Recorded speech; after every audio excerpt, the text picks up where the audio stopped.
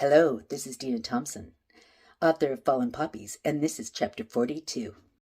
Chapter 42. Pauline sat in the coffee shop waiting for Pascal to arrive. Months had passed since the night they had consummated their union. Now her worst fears had come true. She was pregnant and not married.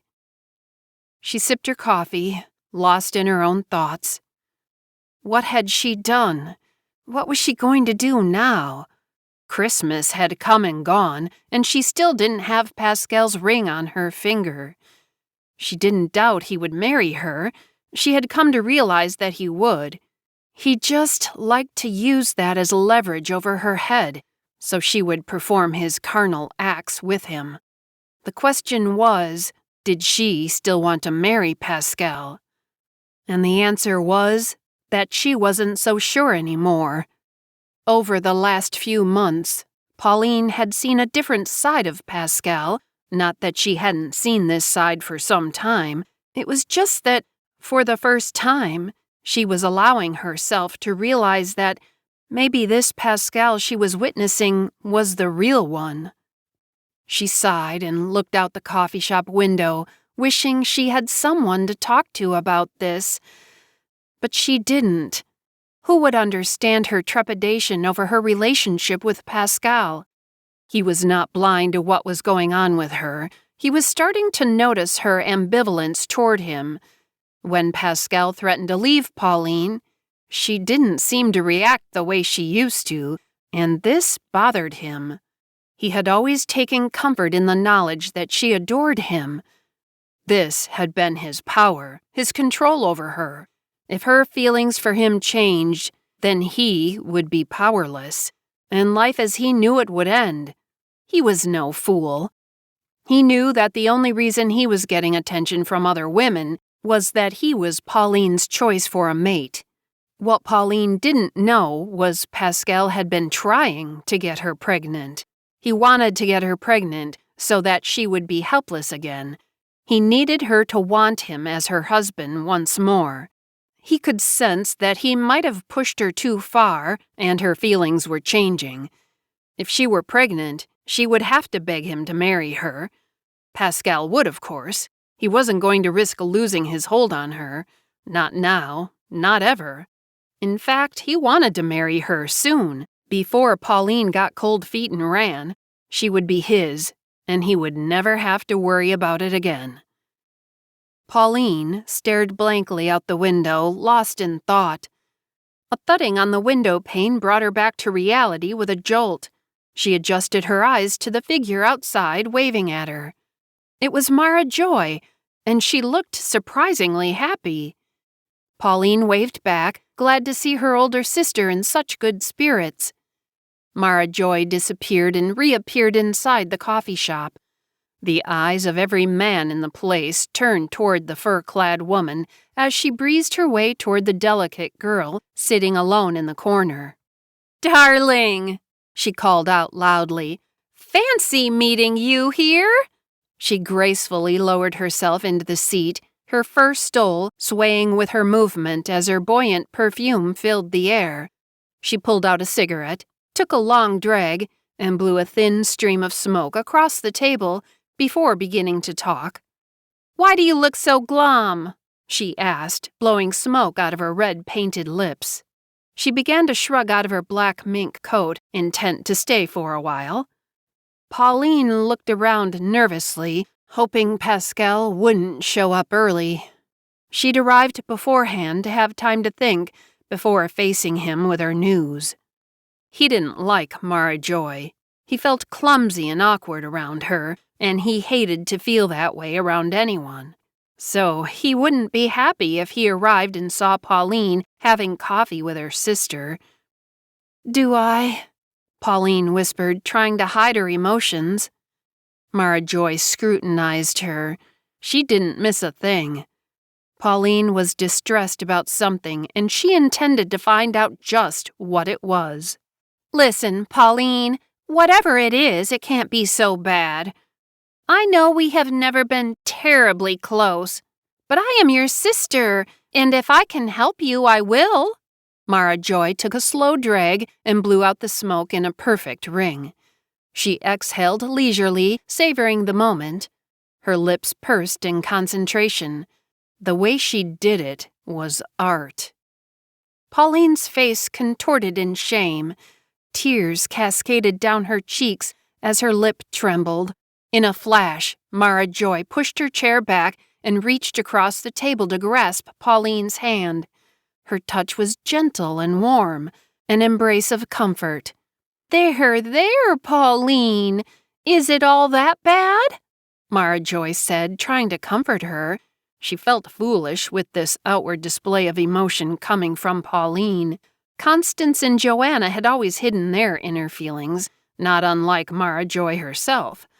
The three older sisters were similar in some ways, but here sat Pauline, the youngest of the lot, sobbing her heart out. Mara Joy didn't know what to do. She was stunned. Is it that boy you've been seeing? Her voice sharp with suspicion.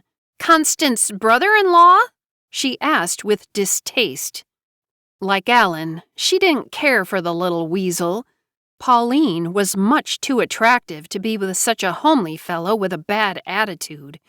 Besides, Mara Joy thought, he doesn't even have any money to compensate for his bad looks. Pauline nodded, blowing her nose into the tissue Mara Joy handed her. Well, what has that little bastard done now? She offered her a smoke. Pauline shook her head and sat up straight. She was miserable and wanted to tell someone why. Mara Joy was the first person to ask what was going on in Pauline's life. I don't think I want to see him anymore, she said, trying to compose herself now that the words were finally spoken out loud. Mara Joy looked at Pauline in disbelief. This is why she sat here sobbing like a broken faucet? She wanted to break it off with that little troll. Well, break it off then, she said, stubbing out her cigarette in a tin ashtray. She motioned to a waitress to bring her a cup of coffee. How awful is that? Pauline began to cry again.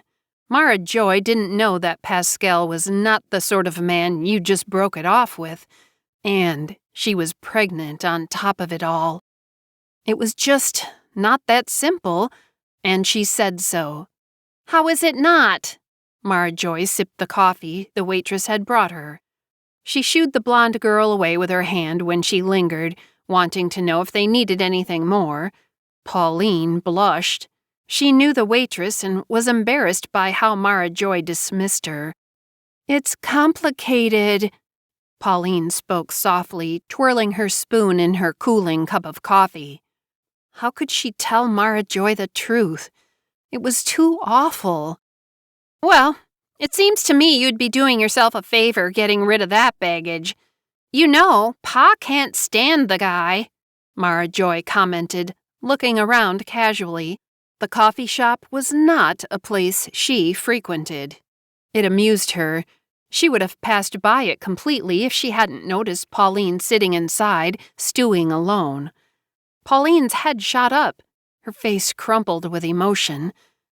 Dad doesn't like Pascal? Since when?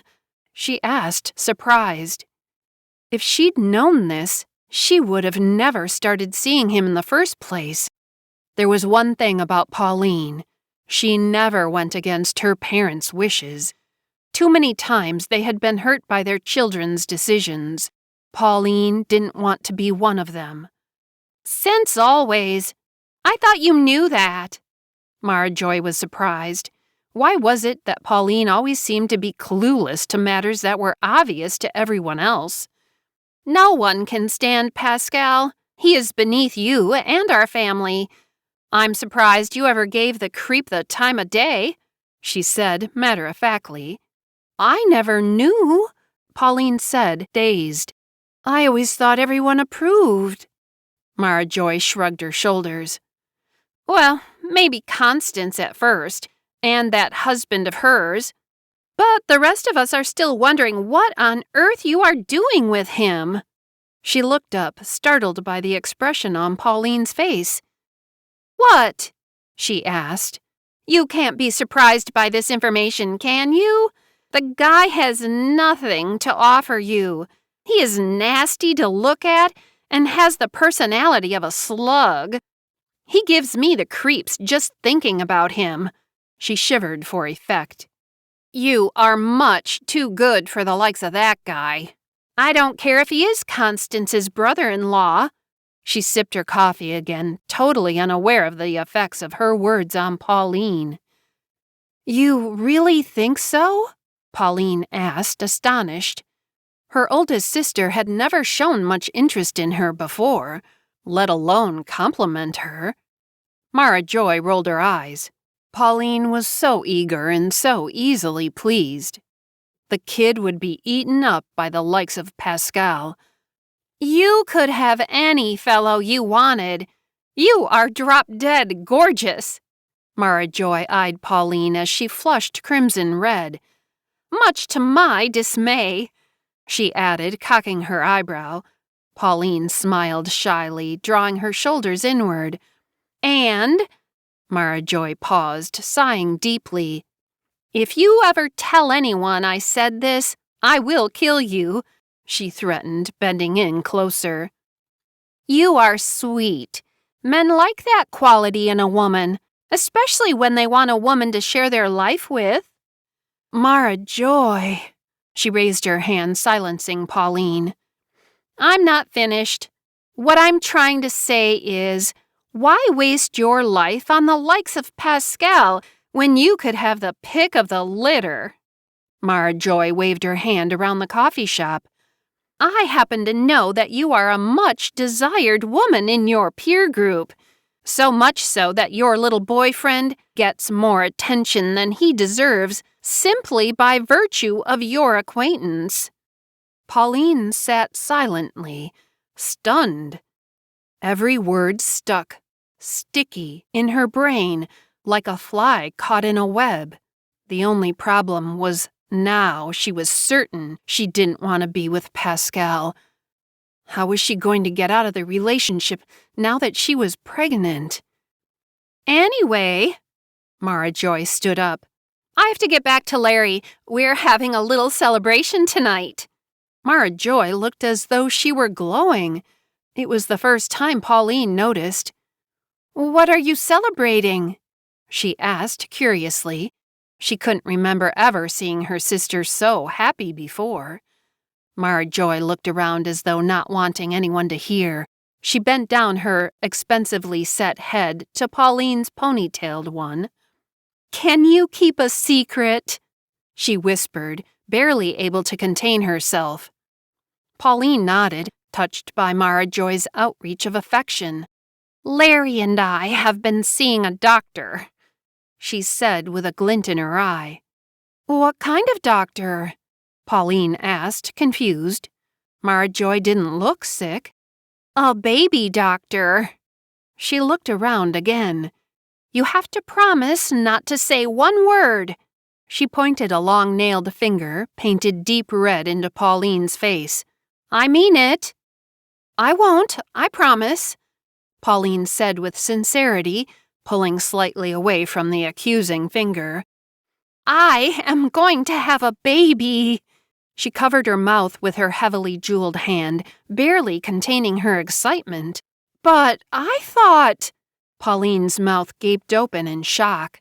I know, but this doctor has been working with us for months and—" She stopped to take a deep breath, clasping her hands to her heaving chest. "A miracle has happened!" Pauline had never seen Mara Joy so happy. She couldn't help but feel a surge of delight for her sister. She stood up, embracing her in a tight hug. "This is the most wonderful news, Mara Joy. I am so happy for you and Larry. The family will be so delighted." Pauline squeezed Mara Joy warmly, smelling her airy perfume. It felt good to share this news. It felt right. Taking a deep breath to compose herself, Mara Joy untangled herself from her sister's embrace, glancing around the cafe. "Yes, well, you promise not to say a word," she said, unable to contain her pleasure, the blue of her eyes radiating with life. "I promise. Mom is going to have a fit when she hears. She is going to be beside herself," Pauline said, feeling a little weird. Her mother wasn't going to feel so happy finding out Pauline was also pregnant. I know, Mara Joy beamed, clutching Pauline's arm. "But I just want to wait a little, till I'm sure everything will be all right." Her face darkened, the memory of her last pregnancy always fresh in her mind. Pauline picked up on her emotions. "Everything will be fine," she said, placing a warm hand on Mara Joy's. "Tell Larry I said hi and congratulations. You deserve this." Mara Joy brightened up and lifted her head regally. "Thank you, and I will.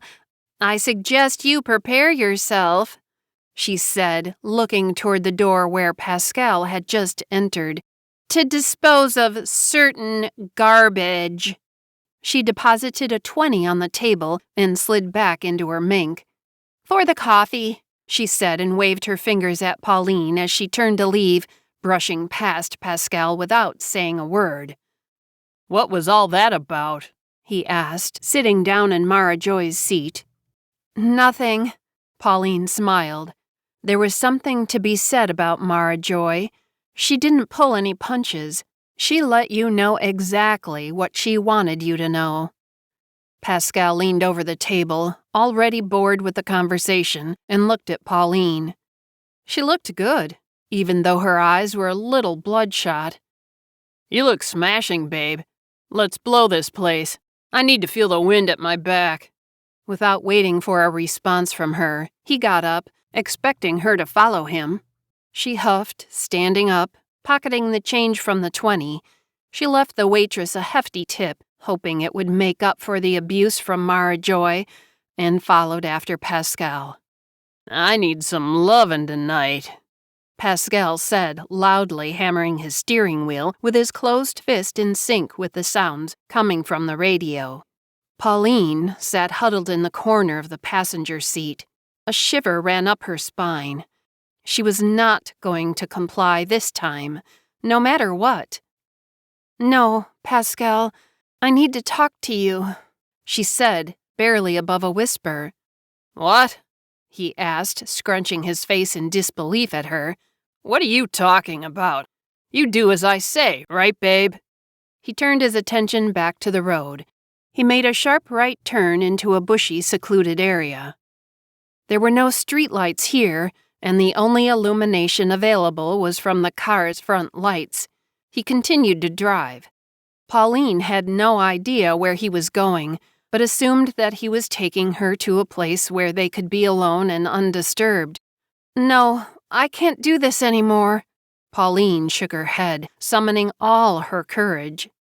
"Pauline, listen, I don't need your shit tonight, okay? Let's just get to our destination, have a little fun, and then, if you're lucky..." He looked over at the frail form huddled in her seat.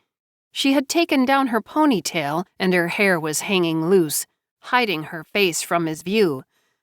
She never wore her hair down. He didn't like it. Pauline was an attractive girl. Hiding her face behind her hair was unbecoming. He pushed the hair out of her face. Pauline pulled back instinctively. "What's with your hair?" he demanded gruffly. "I don't like it like that. Put it up." Pauline obeyed, taking an elastic hairband from her purse and pulling her hair back into its customary ponytail. Pascal observed her and smiled. "That's better," he said, pulling into a clearing of the dense bushes. He stopped the car and turned off the engine. He leaned over and pulled Pauline to him. She jerked back stiffly from his embrace. "What the hell is the matter?" he said angrily. "I don't want this anymore," she swallowed, feeling afraid. "Listen, if this is about not being married yet, well, don't sweat it." Pascal swelled up, bloated with his own importance. "That is the surprise, baby. It's time. I was planning on asking you tonight." Pauline sat with her mouth open.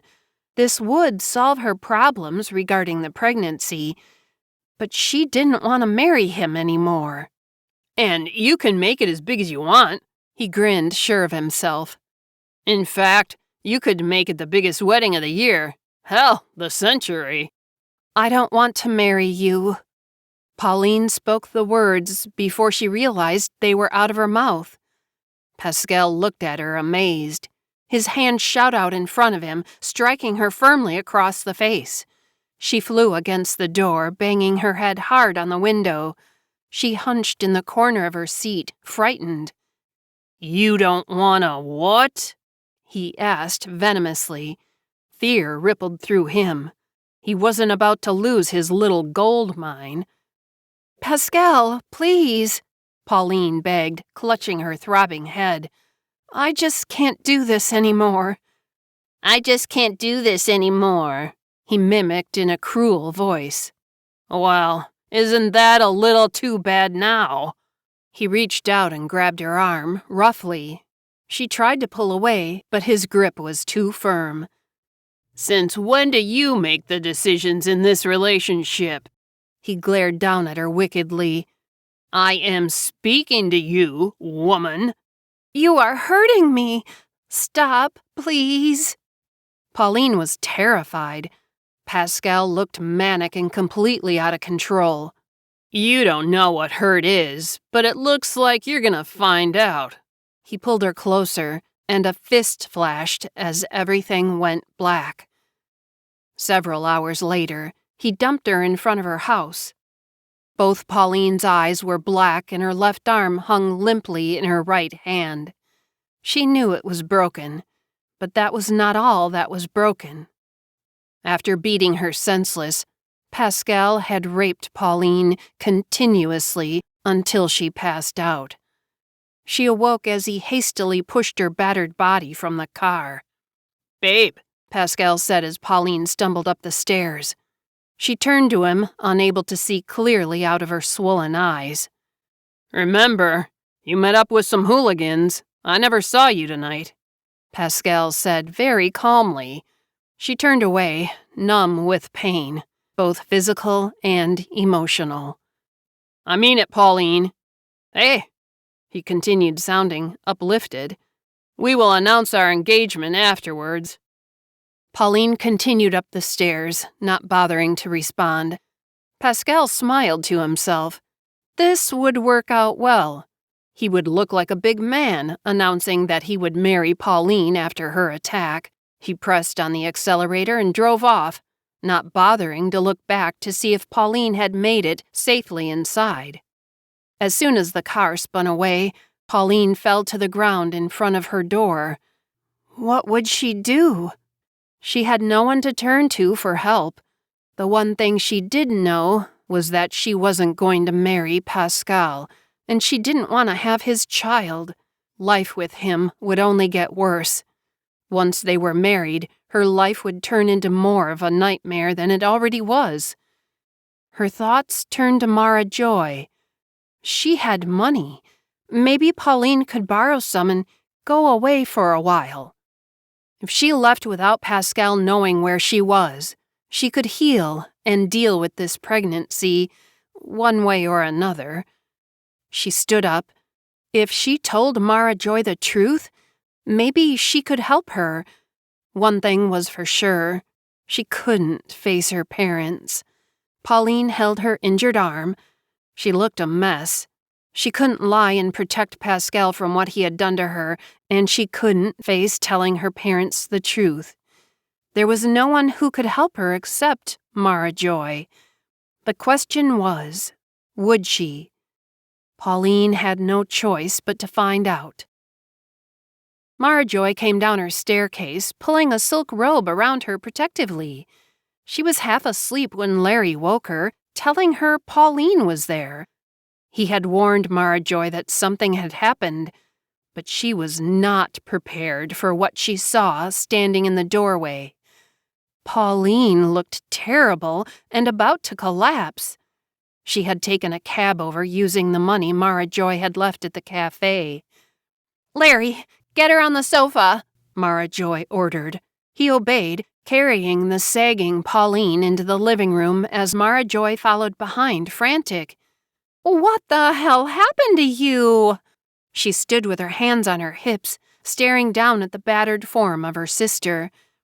"I need your help," Pauline mumbled through swollen lips. She could barely see Mara Joy's stunned face through her black eyes.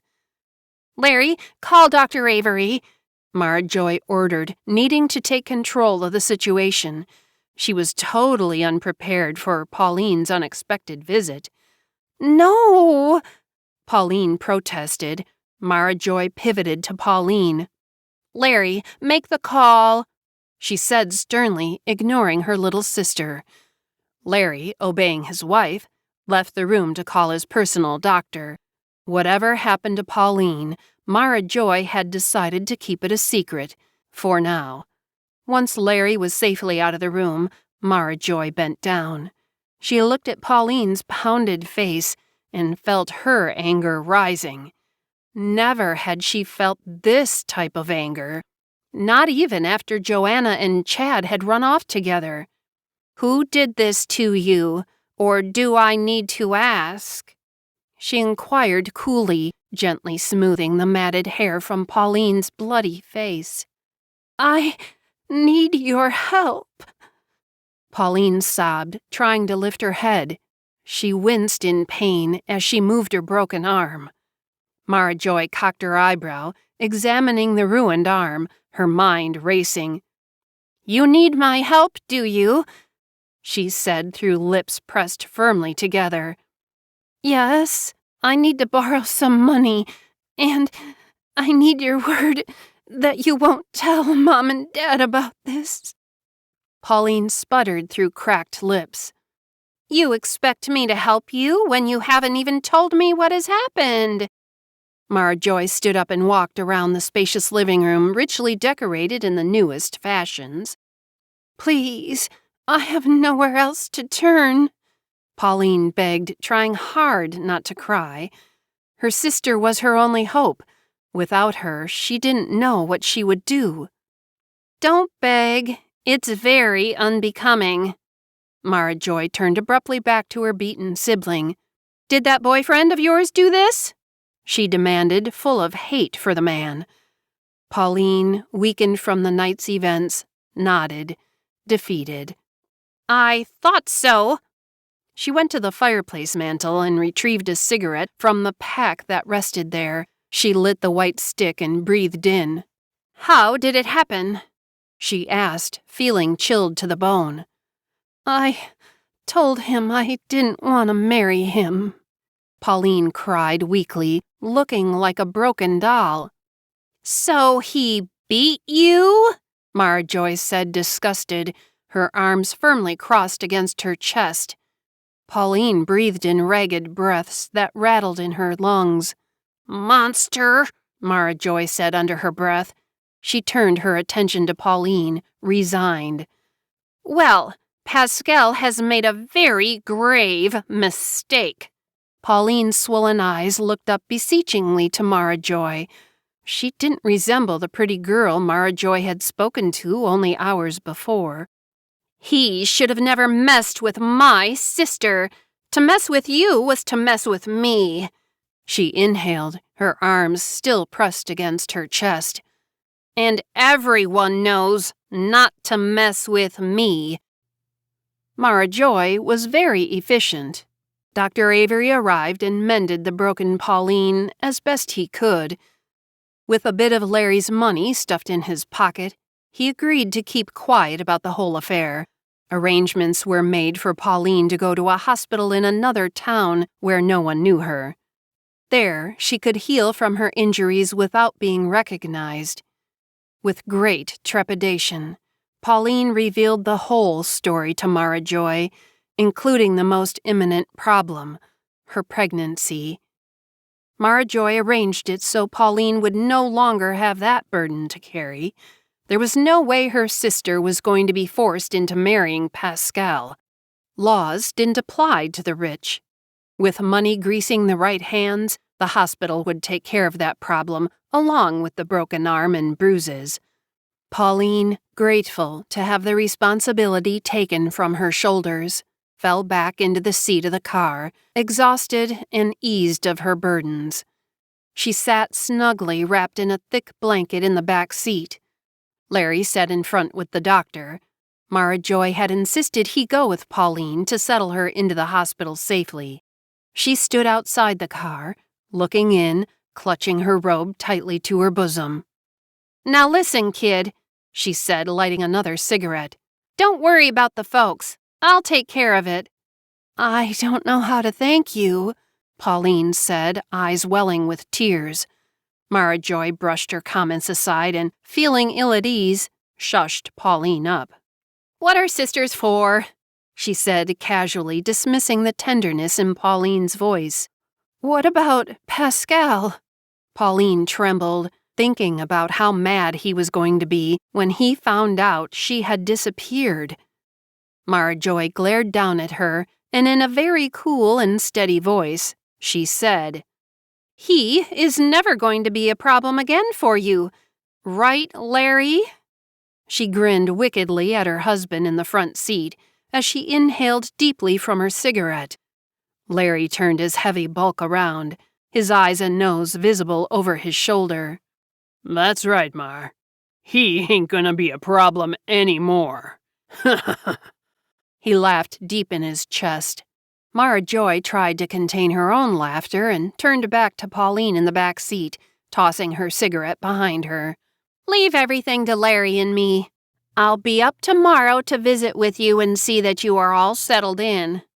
She reached a hand inside the car and placed it on Pauline's shoulders.